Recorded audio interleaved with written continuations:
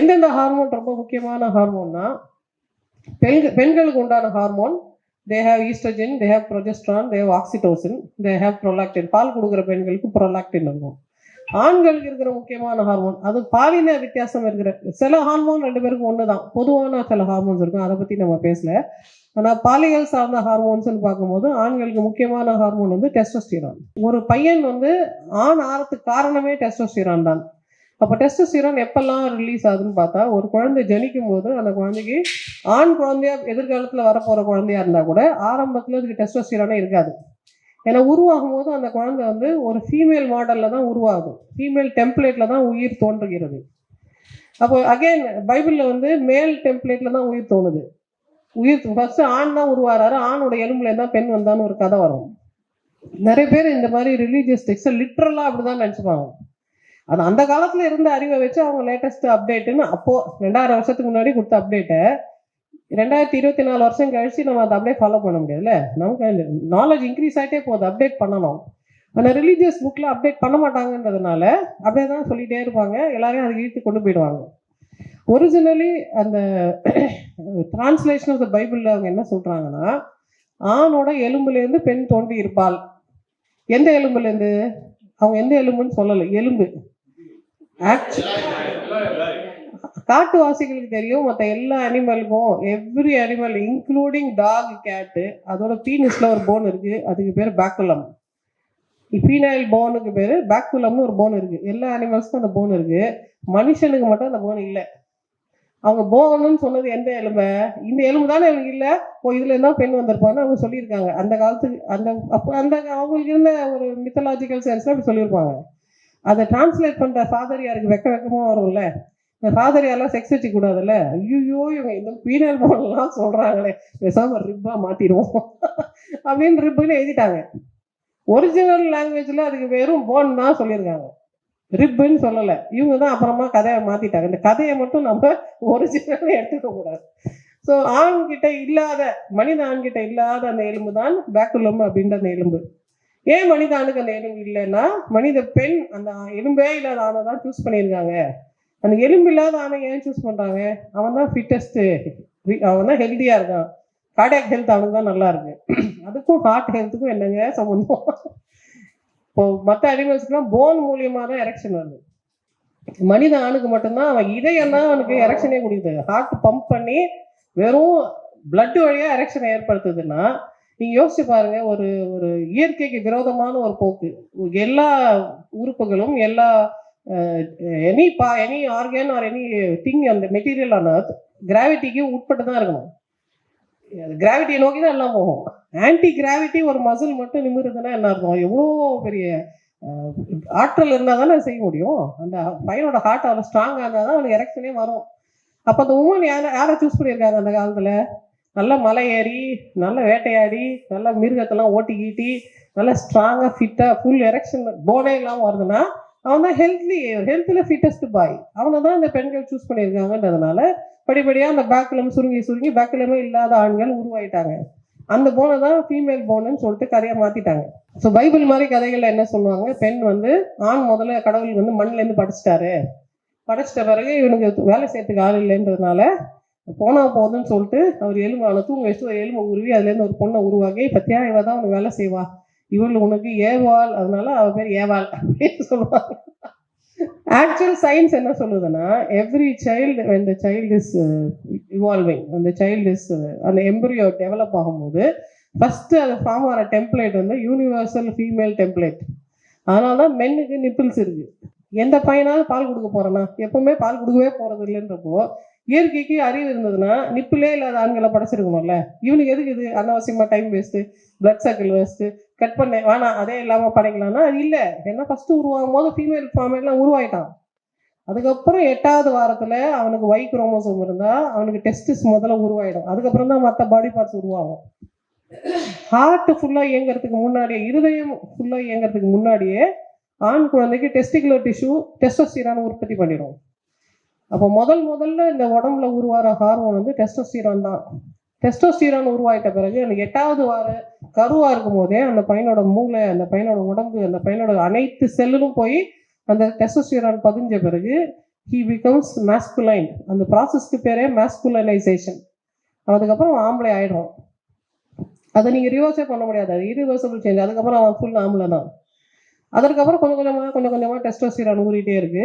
இந்த பையன் டெலிவரி ஆக போகிறான் அப்படின்னா டெலிவரிக்கு முன்னாடி வரைக்கும் கிட்னி இருக்கிற இடத்துல கிட்னி இங்கே இருக்குது. அதற்கப்புறம் அந்த டெஸ்டஸ் அப்படியே இறங்கி ஸ்டார்டம்குள்ளே வெளியில் வருது, உடம்புக்கு வெளியில் வருது. எல்லா அனிமல்ஸ்க்கும் டெஸ்டஸ் வந்து உடம்புக்கு வெளியில் தான் இருக்கும். ஏன் டெஸ்டஸ் உடம்புக்கு வெளியில் இருக்குன்னா எல்லா உடம்பும் 37 டிகிரி சென்டிகிரேட்டில் வேலை செய்யுது. ஆனால் டெஸ்டஸ் வந்து 32 டிகிரியில் தான் நல்லா ஸ்பெர்ம் ப்ரொடியூஸ் பண்ணும். அப்போ டெம்பரேச்சர் குறைக்கணும்னா பாடிக்குள்ளே வச்சுக்கக்கூடாது, பாடிக்குள்ளே வச்சு ஆம்லேட் ஆகிடும் அது. அதனால் அது வெளியில் வந்தால் தான் டெஸ்டோஸ்டிரான் உற்பத்தி ஆகுன்றதுனால தான் எல்லா அனிமல்ஸுக்கும் பார்த்தீங்கன்னா, not only human beings, all animals ஸ்க்ரோட்டமுக்குள்ளே டெஸ்டஸ் இருக்கும். விமெனுக்கு ஓவரி பாடிக்குள்ளே இருக்கும். பாய்ஸுக்கு மட்டும் அது ஈக்குவலண்ட்டான கொனாடு இந்த டெஸ்டஸ் உள்ளது அவுட் சைடில் தான் இருக்கும். ஸோ அது டெலிவரிக்கு முன்னாடி தான் நடக்கும்ன்றதுனால அந்த டைமில் டெஸ்டோஸ்டிரான் அந்த பையனுக்கு அதிகமாக உற்பத்தி ஆகும். அதனால் அந்த டெஸ்டஸ் அப்படியே டிசென்ட் ஆகி கீழே வந்துடும். சில பேருக்கு அன்டிசென்டாக மேலேயே இருக்கும். இப்போ சர்ஜரி பண்ணி கீழே இறக்கி கொண்டு வருவாங்க.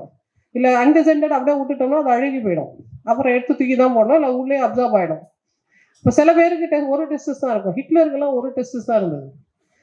பட் அதுலேயே குழந்தைலாம் பிறக்குன்றதுனால அது ஒரு பெரிய இஷ்யூ இல்லை. ஸோ பட் அந்த டைமில் டெஸ்டோஸ்டிரான் அதிகமாக உற்பத்தி ஆகுது. அப்புறம் அந்த குழந்தை பிறந்த பிறகு 3 வயசில் எக்கச்சக்கமான டெஸ்டோஸ்டிரான் உருவாது. ஏன்னா திரும்ப டெவலப் ஆகணும், திரும்ப வளரணும், க்ரோத் ஸ்பாட் வரணுன்றதுனால அந்த 3 வயசு பையனை டெஸ்டோஸ்டிரான் அதிகமாக இருக்க பையனை தான் இப்போ ப்ரீகேஜியில் சேர்ப்போம். ஃபஸ்ட்டு என்ன சொல்லுவாங்க miss, all of you stand இந்த all of you sit and be quiet அப்படின்னா அந்த பையனுக்கு உட்கார சொன்னால் அதனால் உட்கார முடியாது. அவ்வளோ டெஸ்டோஸ்டிரான் வருது. டெஸ்டோஸ்டிரான்றது எதுக்கான ஹார்மோன்னா ஓடணும், உடையாடணும், ஒதுக்கணும், பிடிக்கணும், ஃபிட் பண்ணணும், உடைக்கணும், தூக்கி போடணும், எதிரணும், எல்லாம் செய்யணும். ஃபிசிக்கல் ஆக்டிவிட்டி பண்ண வேண்டிய ஹார்மோன் அது. அந்த பையனை தான் லைனில் உட்காரு, கம்முன்னு இரு, பேசாது, சும்மா இரு, கை வச்சு நோண்டாத, கம்முன்னு கை கட்டி உட்காருனா கை கட்டி உட்காருன்னு சொல்லுவோம். அவனால் உட்கார முடியாது. அப்போ அவனை என்ன சொல்லுவான், நீ அப்நார்மலாக இருக்க, வித்தியாசமாக இருக்கு, குரங்கு மாதிரி நோண்டிட்டே இருக்க, சும்மா இருக்க மாட்டே நீ அப்படின்னு சொல்லுவோம். முன்னையாவது ஒரு வீட்டில் நிறைய குழந்தைகள் இருப்பாங்களா, ஒரு அட்லீஸ்ட் ஒரு 50% பாய்ஸ் இருப்பாங்கன்றதுனால இந்த அண்ணா செட்டு கூட சேர்ந்து அந்த பையன் விளையாடிடுவான். ஏதோ ஒரு கேம் விளையாடினோம், அவனுக்கு அந்த டெஸ்டோஸ்டிரான் யூஸ் அப் ஆகிடும். இப்போ அவன் ஒரே குழந்தையா இருப்பான். அதனால் அவன் என்னென்ன பண்ணுவான், வீட்டில் போய் எதாவது பற்ற வச்சுன்னு இருப்பான், ஏதோ ஒரு காலையில் போய் ஏதாவது இடிச்சின்னு இருப்பான், ஏதோ பண்ணிகிட்டு இருக்கான்றதுனால இவன் ஃபுல்லாக வளர்க்குறதெல்லாம் அந்த வீட்டில் இருக்க லேடிஸு. மென்னோட இன்ட்ராக்ஷன் இல்லை. அப்பா வீட்டுக்கு ரொம்ப டயர்டாக இருப்பார், அவனோட ஒரு பால் தூக்கி போட்டு விளையாடுறது கூட விளையாட மாட்டார்னா அவன் இந்த பசங்கள்லாம் என்ன மாதிரி மனப்பான்மையில் உருவாகிறாங்க. இந்த 3 வயசு குழந்தைக்கு எவ்வளோ பெரிய அநீதி பண்ணுறோம் பாருங்க நம்ம. இப்போ இதுக்கு ஆப்போசிட்டாக விமனுக்கு என்ன ஹார்மோன் இருக்குன்னா, விமனுக்கு பிறக்கும் போதே அவங்க வந்து பெண் மூளையோட தான் பிறக்கிறாங்க. ஆண் வந்து ஆண் மயமாக்கப்பட்ட மூளையோட பிறக்கிறாங்கல்ல. பெண் வந்து இயல்பாகவே இருக்கிற டிஃபால்ட் பிரெயினோட பிறக்கிறாங்க. இந்த டிஃபால்ட் பிரெயினில் பெண்களுக்கு இருக்கிற நேச்சுரலாக அவங்களுக்கு இருக்கிற எபிலிட்டி என்னன்னா, அவங்களுக்கு லாங்குவேஜ் கடகடன்னு வரும். முயற்சியே பண்ணாமலே ஒரு 4 மாத குழந்தை வந்து ஏன்னு பேசும். நம்ம பேசுறதை புரிஞ்சுக்கும், கண்ணு பார்க்கும், நம்ம பேசுறதை புரிஞ்சுக்குதுன்னு நம்மளால கண்டுபிடிக்க முடியும். ஆம்பளை குழந்தை லாங்குவேஜ் வந்து பெண் குழந்தை மாதிரி அதே லெவலில் இருக்காது. கொஞ்சம் கஷ்டப்பட்டு தான் குழந்தை லாங்குவேஜ் கற்றுக்கும். பெண் குழந்தை பென்சில் கொடுத்தோடனே அழகழகா ரவுண்டாக போடும். ஆண் குழந்தை போடவே போடாது, நம்ம பிடிச்சி எழுத வைக்கணும். ஏன் இந்த டிஃப்ரென்ஸ் இருக்குது? All the mothers know this. All the mothers know ஆண் குழந்தை உட்கார வச்சு ஹோம்ஒர்க் சொல்கிறது கஷ்டம். ஒரு பொம்பளை குழந்தை ஏய்னா அது எழுதிடும். ஆம்பளுக்கு வந்து எத்தனை தடவை எழுதி சொன்னாலும் நம்மளை எழுதி சொல்லிட்டு போயிட்டே இருக்கும். ஏன்னா லாங்குவேஜ்ன்றது டிஃபால்ட்டாக உமனுக்கு தான் வரும். அப்போ நம்மளோட எக்ஸாமினேஷன் பேட்டர்ன் யாருக்கு ஃபேவரபுளாக இருக்குது? கேர்ள்ஸ் அதிகமான மார்க் வாங்குறாங்க, பெரிய பெரிய பொசிஷன் போகிறாங்க. பாய்ஸ் வந்து அவ்வளோ மார்க் வாங்குறது இல்லை. ஏன்னா நம்ம எக்ஸாம் பேட்டர்னே தப்பாக இருக்குது, இது உமன் ஃப்ரெண்ட்லியாக இருக்குது. அதனால இவங்க அதில் ஸ்கோர் பண்ணுறதில்ல. அதுக்கப்புறம் மாப்பிள்ளை பார்க்கும்போது நம்ம என்ன சொல்லுவோம், அப்பயும் ஒரு கண்டிஷன் வைப்போம், உன்னோட நிறைய படித்த மாப்பிள்ளை, உன்னோட நிறைய சம்பாதிக்கிற மாப்பிள்ளை, அப்போ தானே நமக்கு ஸ்டேட்டஸாக இருக்கும். அங்கே மாப்பிள்ளே இல்லைங்க. அந்த பொசிஷனில் மென் வர்றது அவ்வளோ ஸ்ட்ரகிள் பண்ணுறாங்க. Very few men cross that. எந்த மாதிரி மென் அதை கிராஸ் பண்ணுவாங்க? ஹை டெஸ்டோஸ்டிரான் இருக்க மேனா, லோ டெஸ்டோஸ்டிரான் இருக்க மேனா? அப்புறம் அந்த பையனை கல்யாணம் பண்ணி வச்சுட்டு அவர் ஒன்றுமே பண்ண மாட்டேன்றாரு, ஸ்பெர்ம் கவுண்ட் கம்மியாக இருக்குதா, ஸ்பெர்மே இல்லையா அப்படின்னு சொன்னால், அப்புறம் திரும்ப ஃபர்ஸ்ட்லேருந்து ஆரம்பிச்சு ஆர்டிஃபிஷியல் இங்கே போய் ஸ்பெர்ம் பேங்க்கில் போய் ஸ்பெர்ம் பிடிச்சினாங்கன்னா யார் ஸ்பெர்ம் கிடைக்கும்? சின்ன வயசுலேருந்து விளையாடினால ஒரு பையன் அவன் ஸ்பெர்ம் கிடைக்கும், ரைட்? அப்போ ஸ்பெர்ம் காம்படிஷன் ஒன்று இருந்தால் அதில் யார் ஜெயிக்கிறா? யார் இப்படி விளையாடினே இருந்தானோ அவன் தான் எப்படியோ ஜெயிச்சிட்டான். யார் ரொம்ப சீரியஸாக இந்த உலகத்துக்காக நான் ஒட்டி வாழ்கிறேன்னு அடாப்ட் பண்ணிக்கிட்டே வந்தானோ அவன் வந்து அவனோட மேஸ்குலினிட்டி இழக்கிறான்றது தான் ஆக்சுவல் ட்ரூத். அப்போ இந்த சயின்ஸ் நமக்கு தெரிஞ்ச பிறகு இனிமேல் நம்ம ஃபர்ஸ்ட் எதை சேஞ்ச் பண்ணோம், நம்மளோட ஆட்டிடியூட் டுவர்ட்ஸ் ரேசிங் பாய்ஸை சேஞ்ச் பண்ணணும். அவன் ஆம்பளை பையனா boys and girls are not same, they're different. அவங்களுக்குள்ள இருக்கிற ஹார்மோன் வேற, அது ஏற்படுத்துகிற நியூரலாஜிக்கல் கனெக்ஷன் வேற, அவனுக்கு நேச்சுரல் ஸ்கில்ஸ் வேற. அவனை அதுக்காக ஷேம் பண்ணக்கூடாது, அவனை என்கரேஜ் பண்ணணும், அவனை டெவலப் பண்ணணும். அட் த சேம் டைம் நம்ம இத்தனை 70 வருஷமா பெண்களை தான் டெவலப் பண்ணிடுவோம். பெண் குழந்தைய பேட்டி பச்சாவோ தான் சொல்றோம், பேட்டா கூட பச்சா. அவனை யாரும் பச்சாவோ பண்ணுறதுனா பச்சாவோ பண்ணணும். ஸோ அதை ஒன்றுன்னா நம்ம கரெக்ட் பண்ணிட்டு வரும்போது ஃபியூச்சரில் திங்ஸ் வில் சேஞ்ச். பட் இப்போதைக்கு நான் கோயிங் பேக் டு ஹார்மோன்ஸ். இப்போ இந்த பையனுக்கு இந்த 3 வயசுல ஹார்மோன் ஜாஸ்தியாச்சா, திரும்ப அவனுக்கு 13 வயசுல hormone ஜாஸ்தியாகுது, 10லேருந்து 13.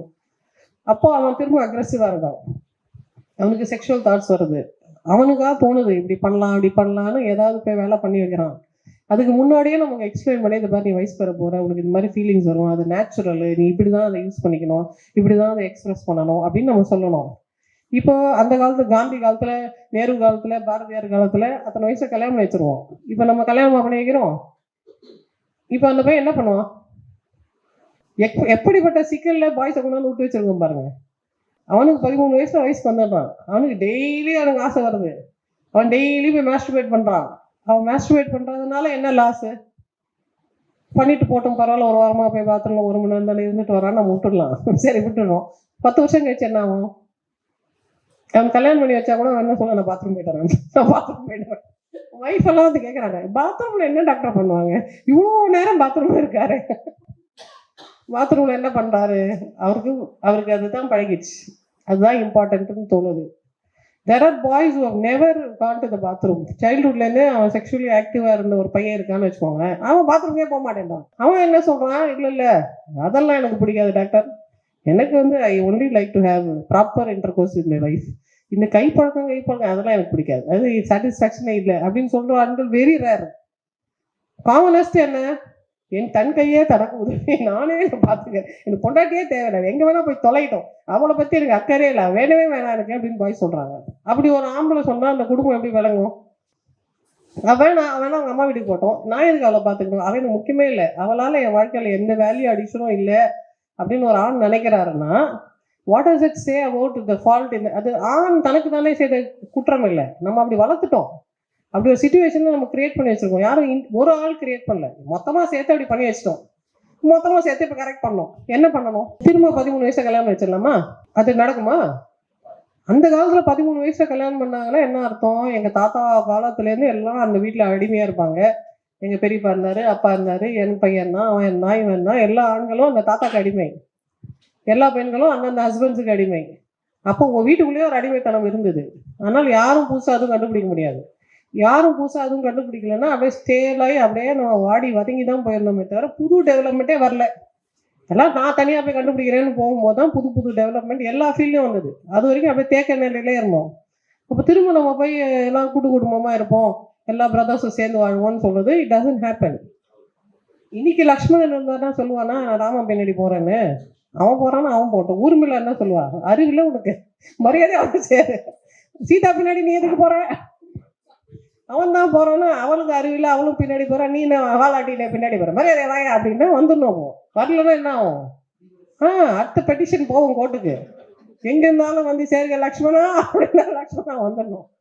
Today it is not feasible. What is feasible? இவரு காந்தியே வந்து 13 வயசுல 14 வயசு கஸ்தூரிபாயை கல்யாணம் பண்ணி 15 வயசுல அது வந்து இறந்து, அதுக்கப்புறம் தான் அறிவாங்க. சோ 13 வயசுல வந்து அவருக்கு செக்ஸ் கிடைச்சதுனால அவருக்கு வந்து அந்த டைவர்ஷனே இல்ல. அவர் மாஸ்டர்பேட் பண்ணாரா பண்ணலையா அப்படின்றது அதை பத்தி தெரியல, ஆக்சுவலா நான் படிக்கல. ஆனா 13 வயசு அவர் அதை பத்தி எழுதவே இல்லை.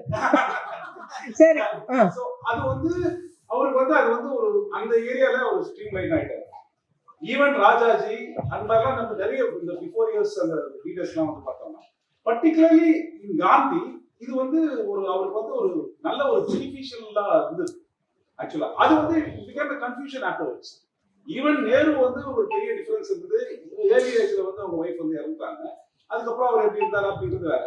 பட் காந்தியை பொறுத்த வரைக்கும் இந்த ஏரியா வந்து அவருக்கு வந்து ரொம்ப ஹெல்ப்ஃபுல்லா இருக்கும். அந்த ஏர்லி மேரேஜஸ் நீங்க சொன்ன மாதிரி ஒரு பையன் வந்து ஏர்லி அவனுக்கு நேச்சுரலான ஏஜ்ல அவன் செக்ஷுவல், பையன் மட்டும் இல்லை பொண்ணும் தான், நேச்சுரலான ஏஜ்ல செக்ஷுவல் எக்ஸ்பிரஷன் இருந்ததுன்னா அந்த ஸ்ட்ரெஸ் அவங்களுக்கு இருக்காது.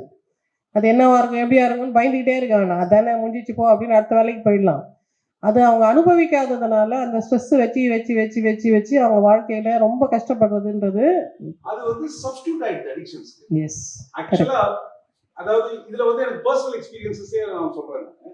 ஸோ அந்த ஏர்ஜ் வந்து அதிகமா இருக்கும்போது வந்து அப்போ அந்த டேபு இருக்கு சொசைட்டில, அதாவது மூவிங் த ஃபீமேல் அப்படிங்கும் போதே வந்து ஒரு டேபு இருக்கு. அப்போ அந்த டைம்ல வந்து உங்களுக்கு ஏதாவது வந்து இது மாதிரி ஒரு அடிக்டிவ் சப்ஸ்டன்சஸ் கிடைக்குதுன்னு வச்சுக்கலாம், ஆல்கோஹால், ஸ்மோக்கு, கஞ்சா, அது மாதிரியான விஷயங்கள் இருக்கும்போது அது வந்து ஒரு சப்ஸ்டியூஷன் ஆயிடுது. இவனுக்கு செக்ஸ் கிடைக்கிறதுக்கே வந்து 25-26 இவன் வந்து படிச்சு பிஜி படிச்சு அதுக்கப்புறம் நல்ல வேலையில செட்டில் ஆகி அப்புறம் நிறைய சம்பாரிச்சு அப்படின்ற ஒரு ஸ்டேஜ் வரும்போது 25 வயசு ஆயிடுது. ஸோ செக்ஷுவலி ஆக்டிவ் ஃபேஸ் வந்து 13 to 25 அவன் மாஸ்டர்பேட் தான் பண்ணி ஆகும். இல்ல ப்ராஸ்டியூஷன் அப்படி இப்படின்னு போது அது வந்து டிஃப்ரெண்ட் ஆயிடுது. இப்போ அப்ப மெடிக்கல் டிசீசஸ் அப்படின்னு.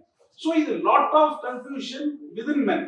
விமனுக்கு அது இல்ல, ஏன்னா அந்த கைடன்ஸ் இருக்கு. பிளஸ் நேச்சுரலி வந்து அவங்க கொஞ்சம் சப்மிஷன் இல்ல, விமனுக்கும் ஈக்குவலா அந்த பிரச்சனைகள் இருக்கு. விமன் அந்த மென் கிட்ட பேசுறது இல்லையே தவிர I have the privilege of speaking to both genders இல்ல.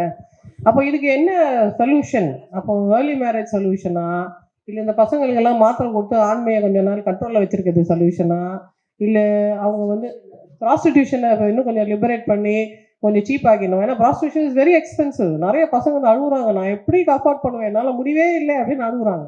அது முடியாது. அப்போ அப்போ அவங்க என்ன பண்ணுறாங்க, they go for second third type of gender. அவங்க வேற யார்கிட்டயாவது கொஞ்சம் சீப்பர் செக்ஸுக்கு போகிறாங்க, அது எஃபெக்டிவாக இல்லை.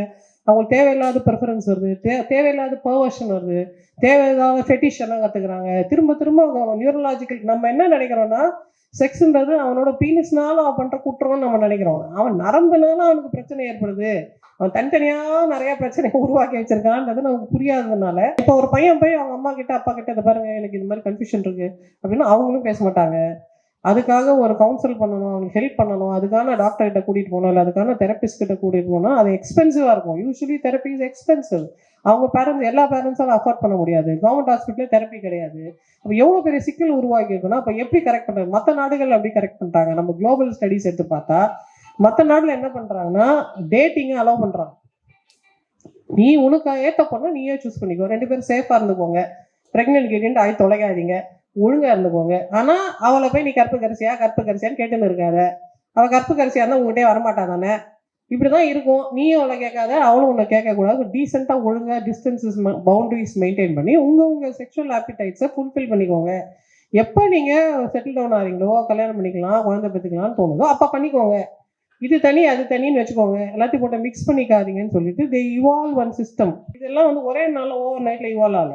இப்ப நம்ம இதை சொல்லும் போது நம்ம கலாச்சார காவல்லாம் என்ன சொல்லுவாங்க, நீங்க வெளிநாடு மாதிரி வந்து தமிழ்நாட்டு கலாச்சாரத்தை கெடுக்குறீங்க அப்படின்னு சொல்லுவாங்க. நீ தமிழ்நாட்டு கலாச்சாரத்தை தயவுசெய்து ஒழுங்கா எடுத்து பாருங்க. ஆண்டாள் அவங்க திருப்பாவை எழுதும் போது அவங்களுக்கு என்ன வயசு? 13 வயசு பொண்ணு சொல்றா. கற்பூரம் நார்மோ கமலப்பூ நாராயணன் வாய் மாதிரி அவ்வளோ டேஸ்டியானது உலகத்துல இல்லைன்னு ஒரு 13 வயசு பொண்ணு சொல்லுதுன்னா அந்த காலத்துல அது யாரும் திட்லி என்ன உனக்கு 13 வயசு எல்லாம் கேக்குது, ஓவராகவே எழுதுற நீ. இந்த பொண்ணுங்க என்னென்ன பாட்டு எழுதி வச்சிருக்கு சங்க இலக்கியத்துல. there is one poem that says உயிர் தவ சிறிது காமமோ பெரிதே. அது எழுதுனது யாரு?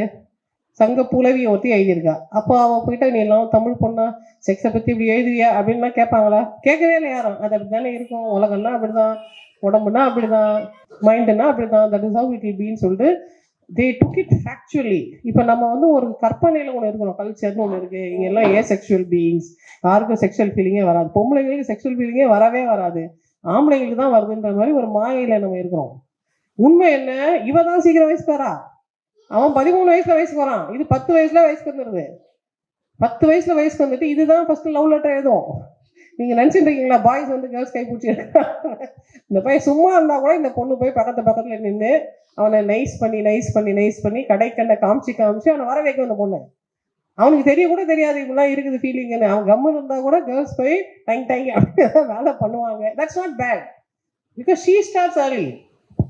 பெங்கால்ல வந்து ஒரு பெண் புலிக்கு வந்து சிலை வச்சிருக்கிறாங்க. எதுக்கு புலிக்கு சிலை வச்சிருக்கிறாங்கன்னா, தப்பு பண்ணிட்டாங்க அந்த ஜூகாரங்க. இந்த ஜூல என்க்ளோஷர்ல ஒரு மேலு, அந்த என்க்ளோஷர்ல ஒரு ஃபீமேல். சீசன் வந்து மேட்டிங் சீசன் வந்துச்சு. இந்த ஃபீமேல் வந்து இங்கெல்லாம் நாங்கள் பறந்து போச்சான். பறந்து போகும்போது நடுவில் இருக்க ஃபென்ஸில் மாட்டி செத்து போயிடுச்சு அது. அப்போ ஐயோ நம்ம தப்பு பண்ணிட்டோமே, இதுக்கு இப்படி ஒரு வேட்கை இருக்குன்னு தெரியாமல் இவ்வளோ பெரிய ஃபென்ஸை வேற வச்சு விட்டுட்டோமேன்னு சொல்லிட்டு அவங்க அது பிராயச்சித்தமாக அதுக்கு ஒரு சிலை வேற வச்சு விட்டாங்க. ஏன் இந்த மேல் பறந்து வரல, ஃபீமேல் தான் பறந்து போச்சு. ஏன்னா இந்த mating instinct, homing instinct, nest building instinct ஃபீமேலுக்கு அதிகம்.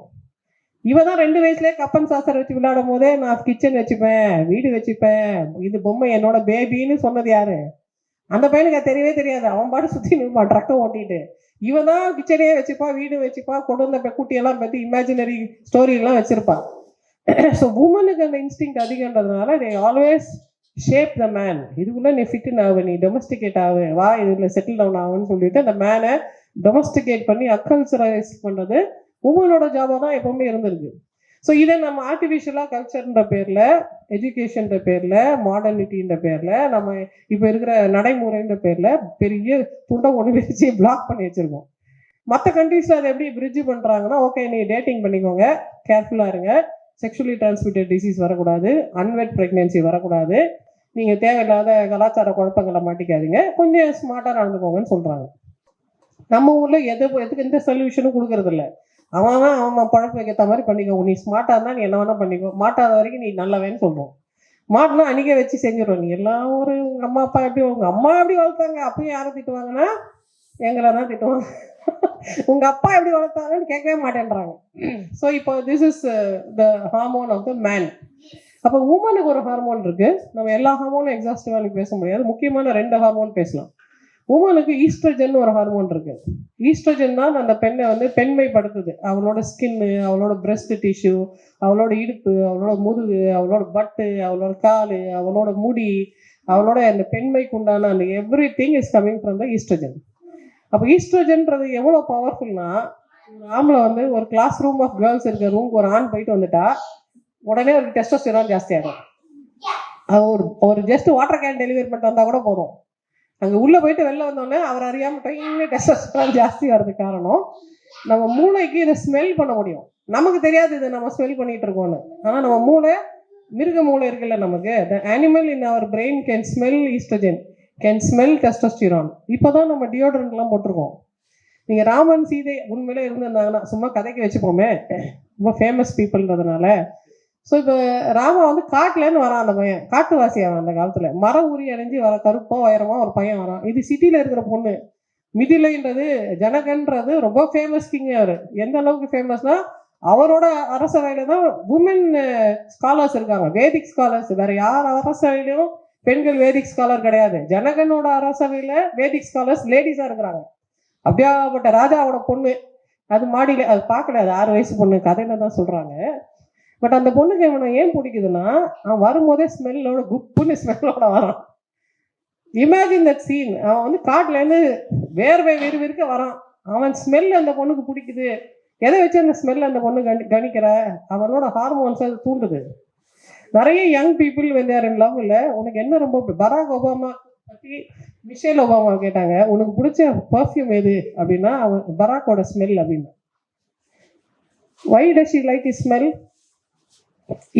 அவ்வளோ டெஸ்டோஸ்டெரான் இருக்கு, அது ஸ்மெல் வழியாக வருது, அதனால ஷி லைக்ஸ் இட்.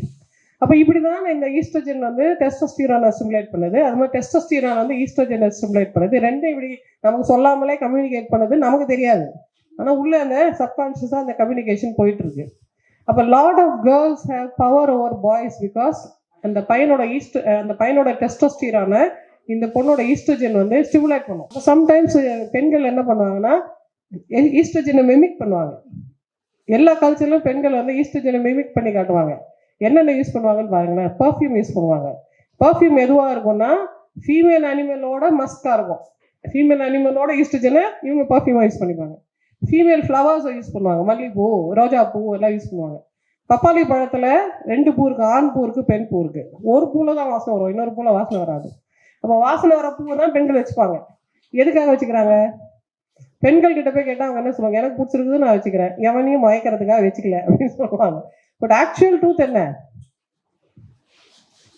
அவங்களுக்கு தோணுது நான் நிறைய ஈஸ்ட்ரோஜன் யூஸ் பண்ணணும், I need to add on estrogen, I have to super normalise estrogen அவங்களுக்கு தோணுது, இயற்கையாகவே தோணுது. அதனால அவங்க ஈஸ்ட்ரோஜன் யூஸ் பண்றாங்க. இவங்க ஈஸ்ட்ரோஜன் யூஸ் பண்ணும்போது எதிராளிக்கு என்ன ஆகும்? எதிரில் இருக்கிறது பையனா அவனுக்கு என்ன ஆகும்? ஏன் மாமாவுக்கு மல்லிப்பூ வச்சா ஒரே மூடு வருது அப்படின்னு. 2 ஈஸ்ட்ரோஜன், இந்த பொண்ணு ஒரு ஈஸ்ட்ரோஜன், அந்த பூ ஒரு ஈஸ்ட்ரோஜன், 2 ஈஸ்ட்ரோஜன் யூஸ் பண்ணும்போது டபுள் ஈஸ்ட்ரோஜன் டெஸ்டோஸ்டெரான். ஸோ இது வந்து ஒரு கைண்ட் ஆஃப் இவங்க 2 பேருக்கு இருக்கிற இன்ட்ராக்ஷன் இருக்கிற ஹார்மோன். லபர்பந்து படத்துல வந்து 2 பேரும் இன்டர்கேஸ்ட் மேரேஜ் பண்ணியிருப்பாங்க. அந்த ஹீரோ வந்து வன்னியர் கம்யூனிட்டி மாதிரியும் பொண்ணு வந்து எஸ்சி கம்யூனிட்டி மாதிரியும் காமிச்சிருப்பாங்க. பொண்ணு வந்து சின்ன வயசுல மாட்டுக்கறி சாப்பிட்டு பழகின மாதிரி காமிச்சிருப்பாங்க. 2 பேரும் இவன் 2 பேரும் சண்டை போட்டு கோச்சிட்டு ஊருக்கு போயிடுவாங்க. போனதுக்கு அப்புறம் இவன் வந்து அவரோட சேலையை ஸ்மெல் பண்ணி பார்ப்பான், தலைக்கு வச்சுட்டு படுத்திருப்பா. அவன் என்ன பண்ணிட்டான், இவனோட சட்டையை ஸ்மெல் பண்ணி பார்ப்பா. அதை ஸ்மெல் பண்ணிட்டு டெய்லியும் தலைக்கு வச்சு படுத்திருப்பாங்க. That is the power of the smell. You are right, sir. So going back, இப்போ வந்து ஈஸ்ட்ரோஜன் டெஸ்டோஸ்டெரான் எப்படி ஒன்று மெனோவர் பண்ணுதுன்றது நம்ம பேசணும். இப்போ இந்த பெண் வந்து கர்ப்பம் ஆயிட்டாங்கன்னு வச்சுக்கோங்களேன். இப்போ அடுத்த ஒரு முக்கியமான ஹார்மோன் கதைக்குள்ள வருது. இது என்ன ஹார்மோன்னா ஆக்சிடோசன்ற ஹார்மோன். ஆக்சிடோசனும் டெஸ்டோஸ்டெரான் மாதிரியே இருக்கிற ஹார்மோன். இப்போ ஆக்சிடோசன் இருக்க பெண் வந்து ஈவன் சிசேரியன் பண்ணும்போதும் ஆக்சிடோசனை ட்ரிப்ல ரன் பண்ணி தான் சிசேரியனை கண்டக்ட் பண்ணுவாங்க சம்டைம்ஸ். ஸோ அந்த இப்போ அது மருந்தா வந்திருக்குன்றதுனால அப்படி பயன்படுத்துறோம். பட் அதுக்கு முன்னாடி இருந்த காலத்துல ஆக்சிடோசன் இல்லாம டெலிவரியே நடக்காது. ஆக்சிடோசன் தான் பாலை உற்பத்தி பண்ணி அனுப்புது, பாலை லெட் டவுன் பண்ணுது.